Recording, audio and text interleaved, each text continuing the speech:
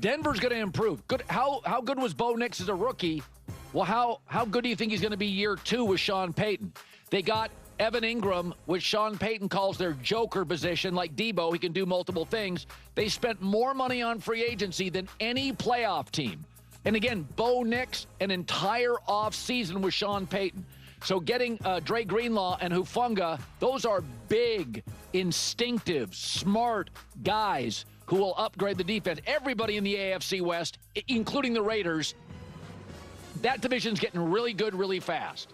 Number 8. Okay. You guys are going to need to help me with this one.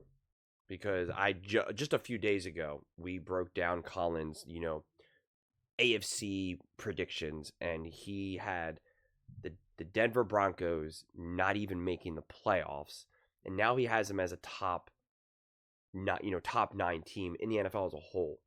I don't understand. Like, this is just his AFC West prediction. We got them 3, and then he has them not even in the playoffs, not even the wild card. This isn't even meant to be like a gotcha for Colin or Colin's so inconsistent. I love Colin. He's my favorite out there. I'm actually just asking y'all, like, am I confused about something? Because this was literally only a few days ago, so all the moves were already made. This isn't like, oh, well, this was months ago or weeks ago. So I don't understand. Like, am I genuinely, like, I'm asking Denver Broncos fans, please help me understand this. Am I missing something right now? Because I don't understand how he's thinking that is he thinking that they're going to be a top 9 team, but because of how the division unfolds or something, that they're still not going to be able to make the playoffs? I can't grasp it. I can't grasp it. Or that you have like a top 9 roster, but you're still just not, like, I don't understand. I for the life of me, I really don't.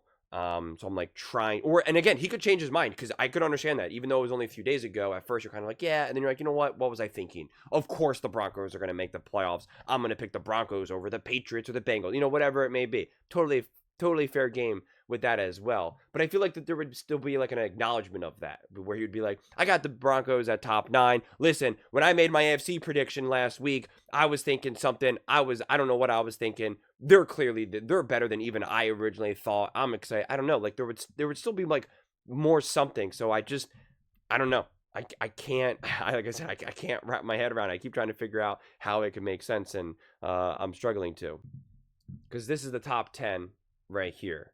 I'm not going to get too hung up right now. Sometimes I like to back myself in a corner, force myself to be like, okay, what are these teams and all this? And even though we're in March, because again, every take we can say, oh, well, it's too soon, free agency.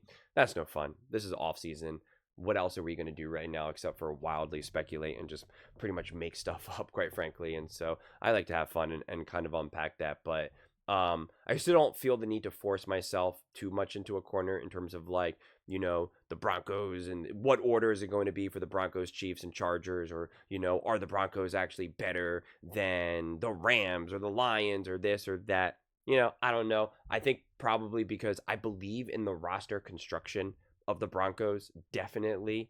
To me, and I kind of said this when I went through the whole herd hierarchy as a whole, to me, one of the big questions that I have is, how much of a step forward can Bo Nix take? Like, that's what so much of this is going to come down to. When I look at the Commanders, for instance, when I look at Jaden Daniels, I'm not like, this team will be better because Jaden Daniels is going to be even better. I think Jaden Daniels played awesome. And I think Bo Nix, for the record, played awesome. But the difference between the Commanders beating the Philadelphia Eagles was not just a better Jaden Daniels necessarily.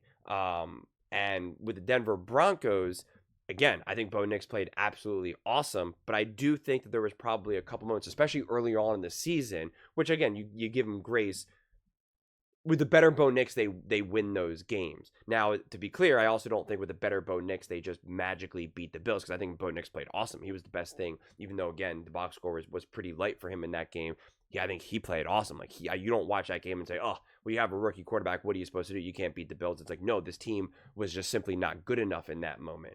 And so I'm excited for the moves that they're making, because they're obviously double downing on their already great defense. They're already now adding other offensive weapons, and you imagine they're going to attack that in the draft. So I'm excited to see how this roster elevates Bo Nix, as well as Bo Nix, individual of the roster, taking a big step forward. Like, I'm excited to see what else gets unlocked in a Bo Nix, in Bo Nix's game. It's not clear to me what that'll be. It's not clear to me that I'm just like, you know what I'm really looking for him to do?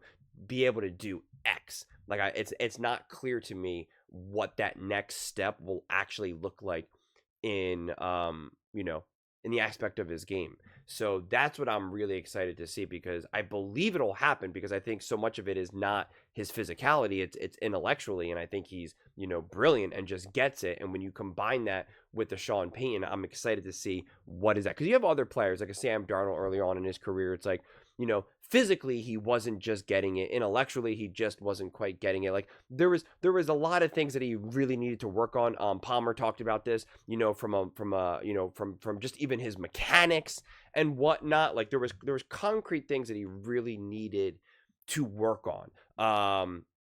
And I don't know if that's necessarily 100% the case. Of course, you can always evolve and grow and work on your footwork and that, but I'm not so sure that was this thing that was actually limiting Bo Nix's quality of play. Honestly, that's just not clear to me. I think he didn't have a complete offense to work with, and that's why I said throughout the season, Bo Nix so much reminded me of someone who was just this awesome athlete who's on a bad high school team, and he's clearly the best player on the field, but he can only do so much at any given moment, and he's the most athletic. Like, he's so much more athletic and physically gifted than I think people give Bo Nix credit for. So I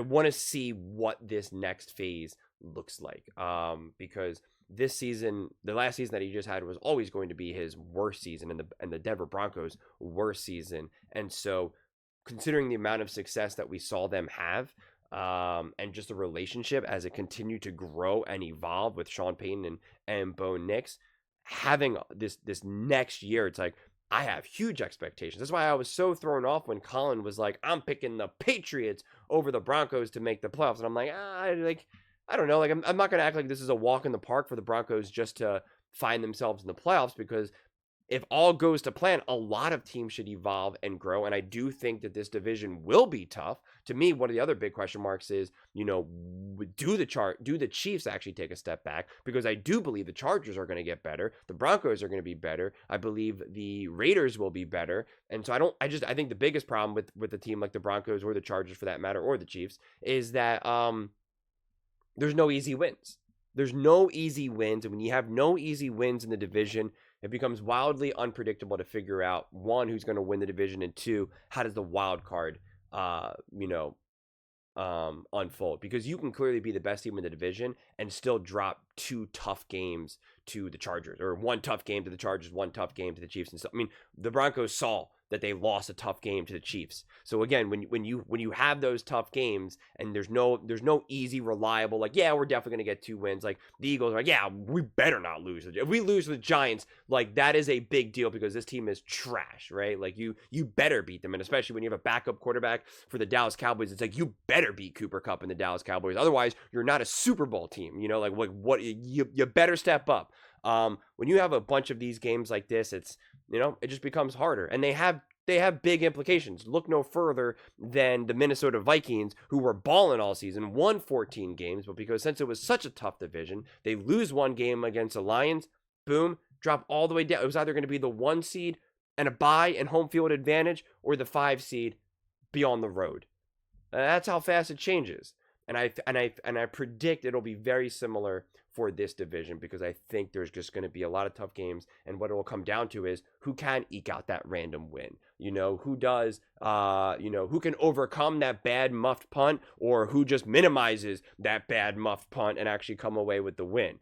a blocked field goal, right? Who actually minimizes that or overcomes that? And it's actually kind of perfect that that's the way this feels this division will be, because like I said, the Broncos got a front row seat in that last year. And I just believe that those types of games now are going to have like real implications for the Denver Broncos. Like real stakes will be involved here. And I'm excited to see kind of, how that unfolds and what that looks like. And, if the Kansas City Chiefs actually do take a step back, it's like, well, then that's your time to pounce, right? Like that is your time to just absolutely pounce and take advantage of that. So, but there's no guarantee of that. I have to imagine the Kansas City Chiefs are still going to draft pretty well. You obviously still have Patrick Mahomes, Spags, Andy Reid, et cetera, et cetera. So it's going to be fun either way.